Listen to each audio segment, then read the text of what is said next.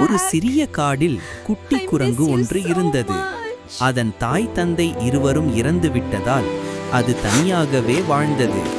தினமும் பசியால் தவித்து மரங்களிலிருந்து பழங்களை தேடி சாப்பிட முயன்றது.